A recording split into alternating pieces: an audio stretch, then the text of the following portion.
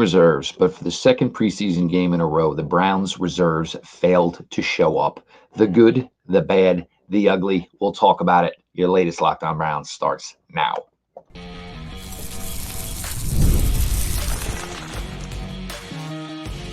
You are Locked On Browns, your daily Cleveland Browns podcast.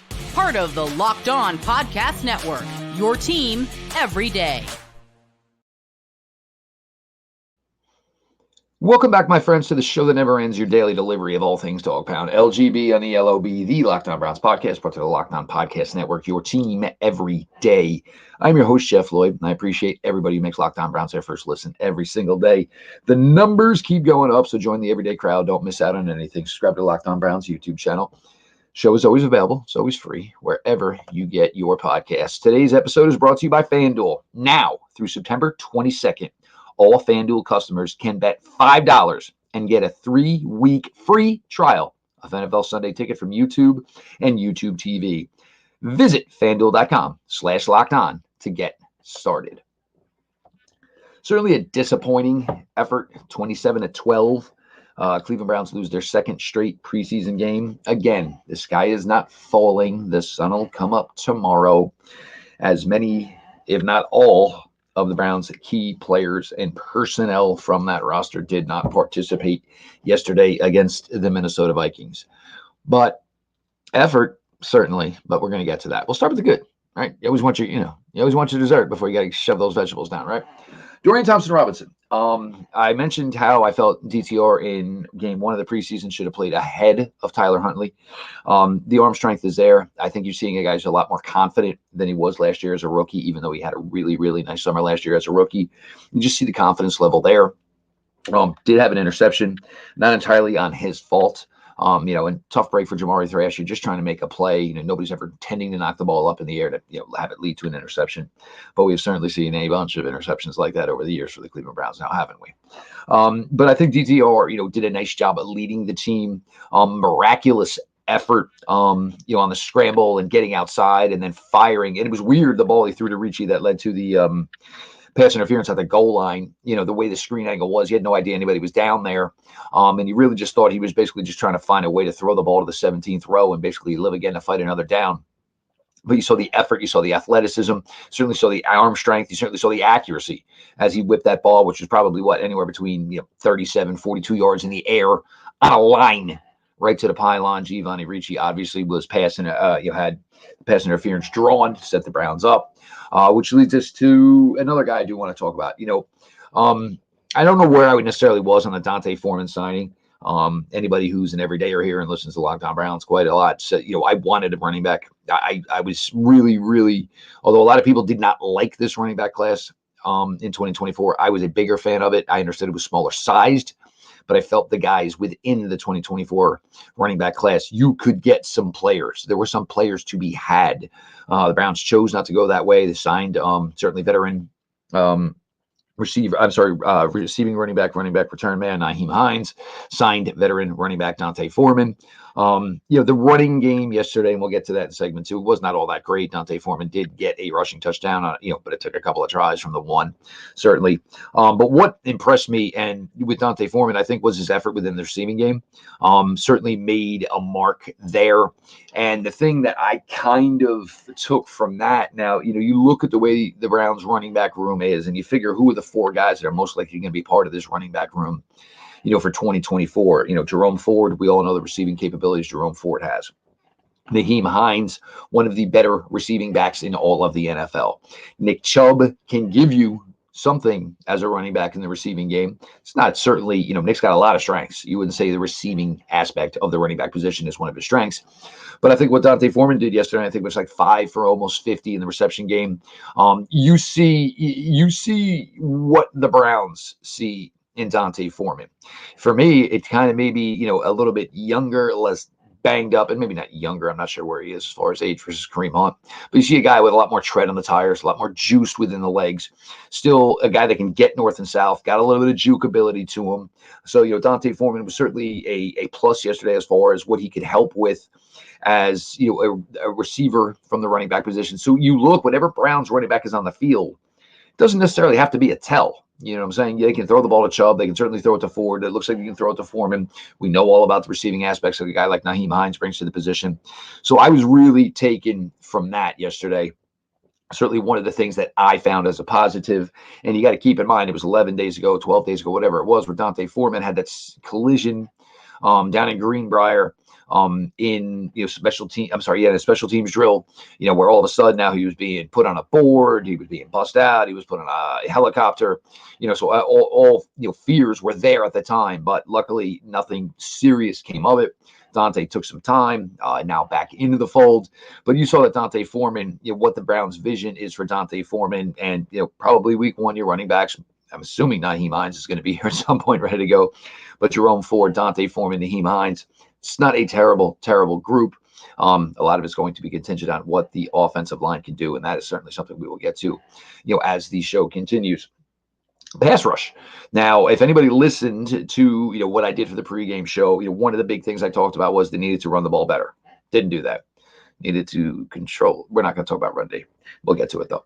But other thing was pass pressure. They needed to get a better job. I understand Myles Garrett's not out there, and I understand that Darius Smith isn't out there. And yesterday it wasn't Wright, it wasn't Okoronkwo, it wasn't any of the top defensive tackles. They really went light with the guys they put on the field yesterday. But the guys who did play certainly were involved. Isaiah Thomas has put together a really, really strong camp. There's probably not a shot in hell for him to make this 53-man roster. There's just not. But Isaiah Thomas has really contributed thus far this summer. You see, you don't necessarily get to know if guys are progressing while they're on the practice squad. It's just the way it works. They're like, seldom seen and certainly never heard from. But obviously Isaiah Thomas spent all last year while on the practice squad putting it in and certainly putting in the effort. Second straight week for him with a nice showing as a reserve defensive end, who, unless somebody in the NFL needs him, probably is going to return to the Browns practice squad again this year. Chris Williams, 26 years old, out of Wagner. A lot of great effort.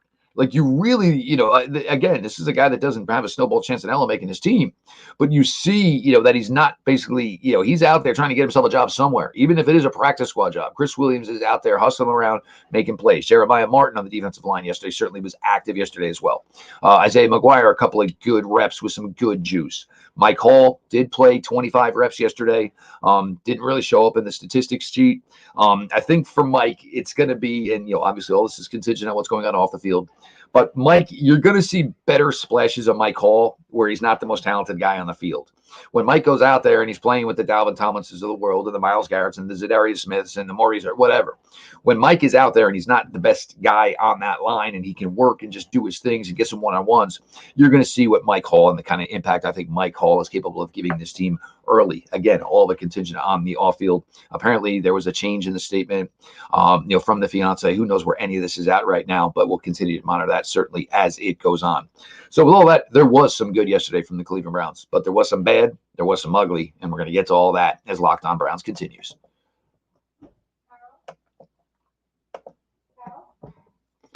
Passion, drive, and patience. The formula for winning championships is also what keeps your ride or die alive. eBay Motors has everything you need to maintain your vehicle and level it up to peak performance. Superchargers, roof racks, exhaust kits, LED headlights, and more. Whether you're into speed, power, or style, eBay Motors has you covered. With over 122 million parts for your number one ride or die, you'll always find exactly what you're looking for. And with the eBay Guaranteed Fit, your part is guaranteed to fit your ride every time or your money back. Because with eBay Motors, you're burning rubber, not cash. With all the parts you need at the prices you want, it's easy to make your car the MVP and bring home huge wins. Keep your ride or die alive at ebaymotors.com. Eligible items only. Exclusions apply. eBay Guaranteed Fit. Only available to U.S. customers.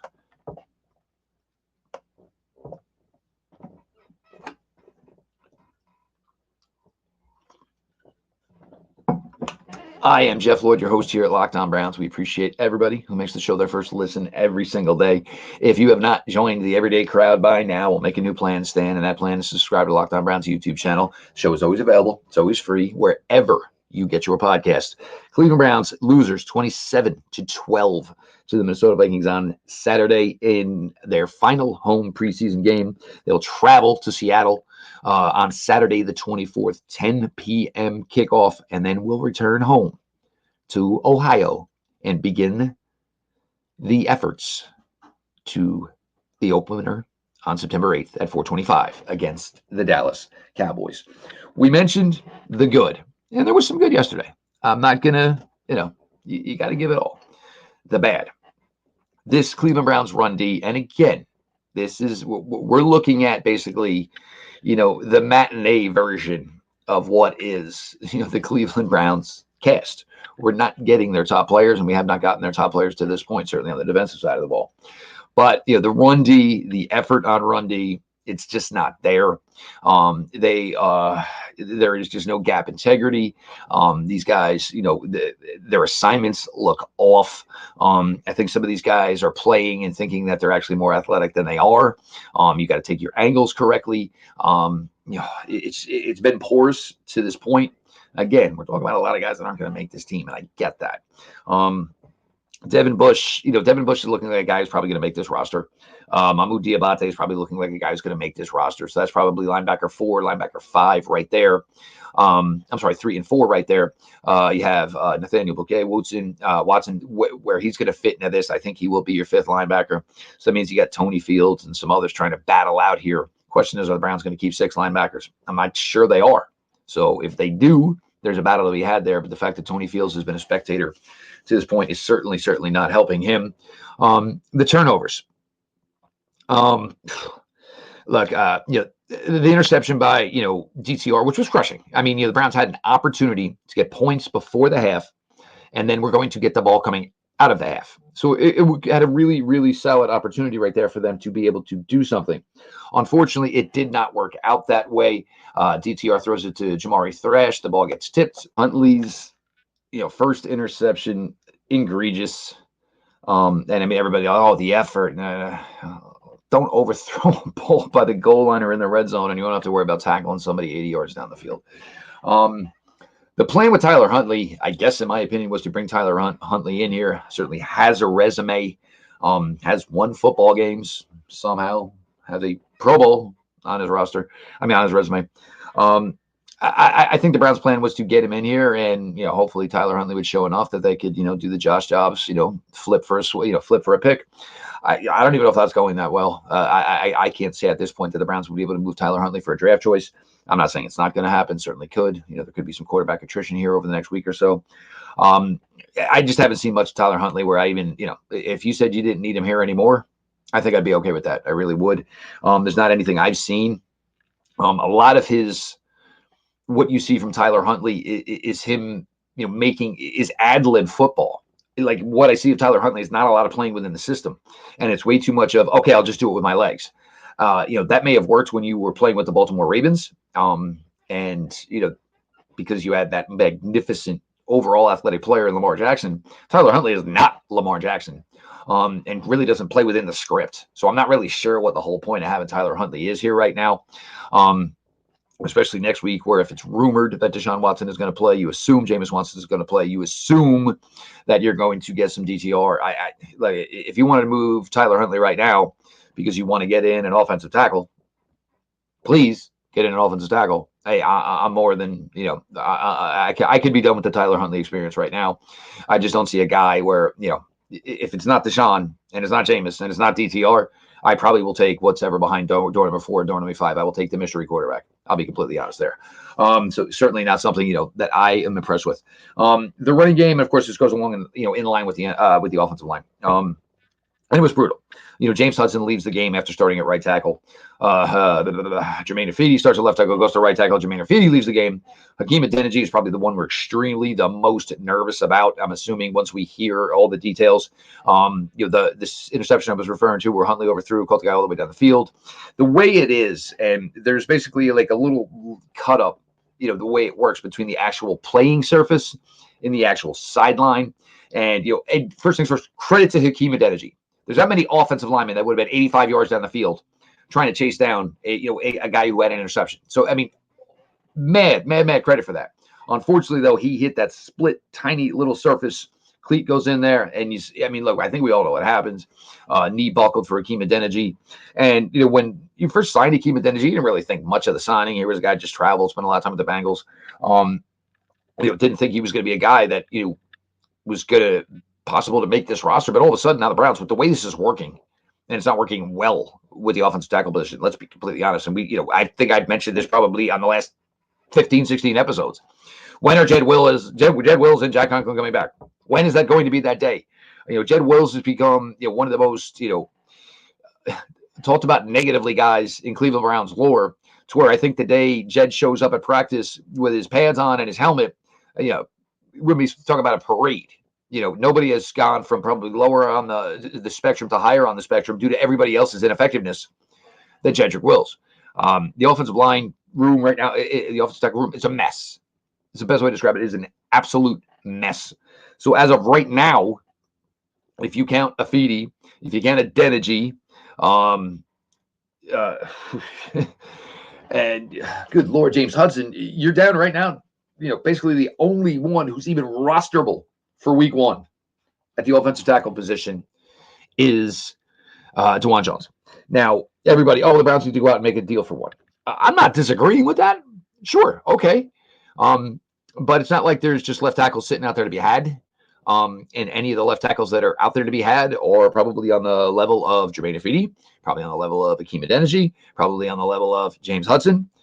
We talked about I needed these guys to play better. They did not play better. That is what it is. But the Browns, it's a serious issue as of right now. And even those, put Deshaun slated to play next Saturday in Seattle. Again, that's great. That's great. And, everybody, if Jed's back, Jed's not going to play next week. If Jedrick Wills even is at practice on Monday, the Browns, he's not going to play Saturday in Seattle, nor should he. Doesn't have enough time under his belt. Doesn't have enough reps under his belt. So, do you try DeJuan Jones at left tackle? Sure. Sounds like a great thing to do. But why haven't the Cleveland Browns done that yet with DeJuan Jones in a year and a half? They could have done it last year. They knew he was going to be this, they knew he was going to be a reserve guy. Had a great, certainly summer, and then a great opportunity when he jumped in and became the right tackle until his season ended early. If the Browns haven't had DeJuan Jones take reps at the left tackle position by now, my guess is the Browns have no intention of doing that. And if that's the case, that's fine. He's a good right tackle. But you also have 2 good right tackles because of Jack Conklin. But yes, when are these guys coming back? It was becoming a major issue. The Browns were able to get more done yesterday offensively than they certainly were against the Green Bay Packers. But it's becoming an issue, and the Browns need to figure out what's going to happen here. Are Jed and Jack ready to go? Adeniji, if he's gone, you need to get another body in here. Jermaine Afidi, he's not terrible, but there's a reason at 9 years in the NFL he does not have a home right now. James Hudson, let him play some reserve right tackle. Let him play a big blocking tight end. I don't have an issue with that, but the Browns have issues on the offensive line. I feel bad for the new offensive line coach. This is a bad situation for him to be in. We really have no idea, how we can even evaluate what he's done to this point, because Dickerson's just in a really bad spot where he's down a lot of personnel. So that was the bad. We'll get to the ugly. Your latest Locked On Browns continues.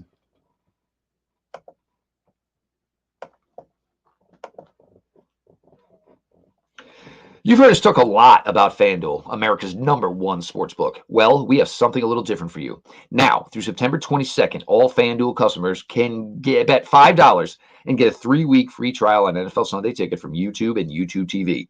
Then, with a YouTube TV-based plan, you'll be able to watch every regular season Sunday afternoon out-of-market game. All you need is a Google account and a current form of payment, and you can cancel at any time. Just visit FanDuel.com/lockedon to download America's #1 sportsbook.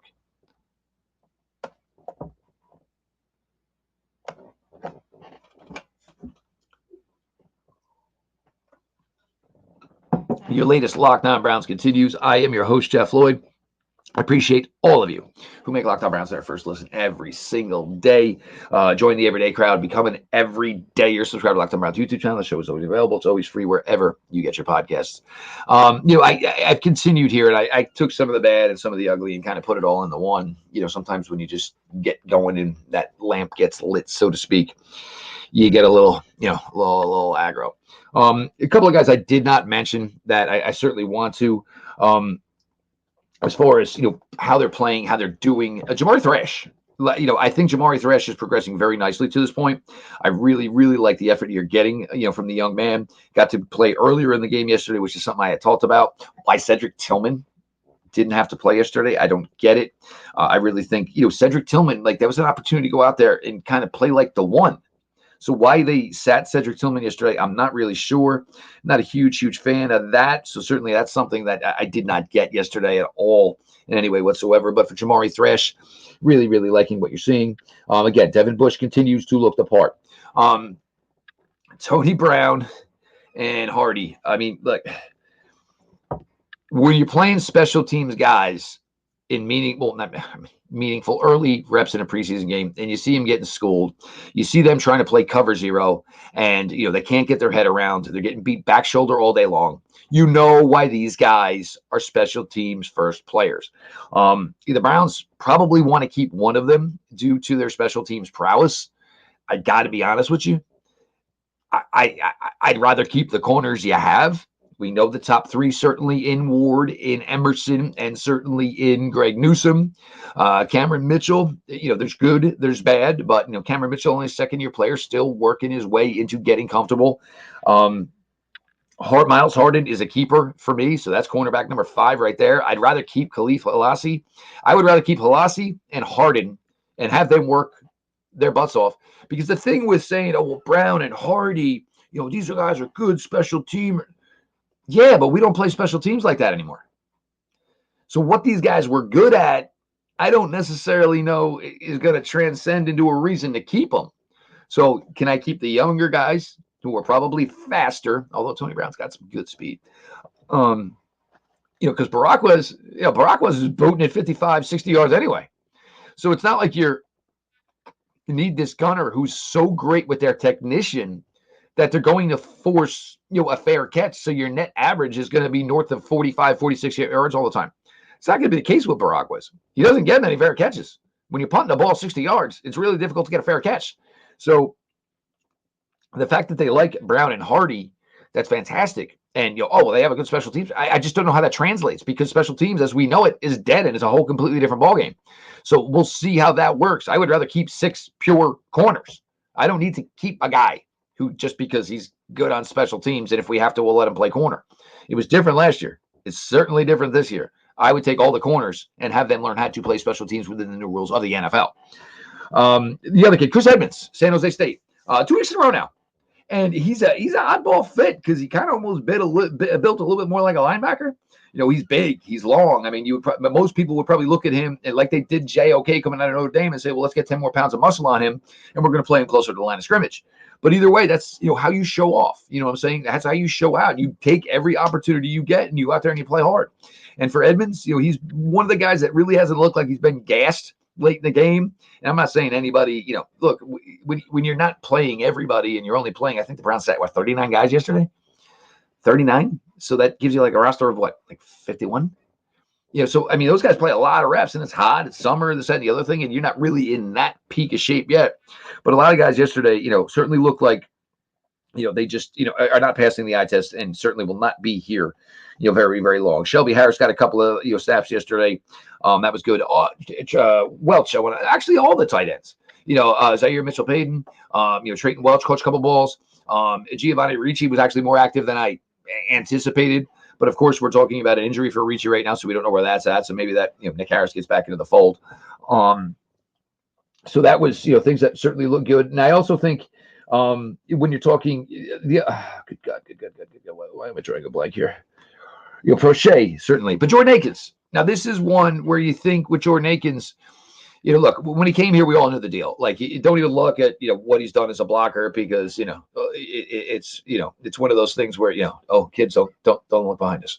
Just not a good blocker, but an interesting, option as a receiver, big, quick, jump ball ability, can play on the outside, can certainly play out of, a slot or almost an H-back lineup right off of David Njoku or right off of offensive tackle where he's right off the outside hip.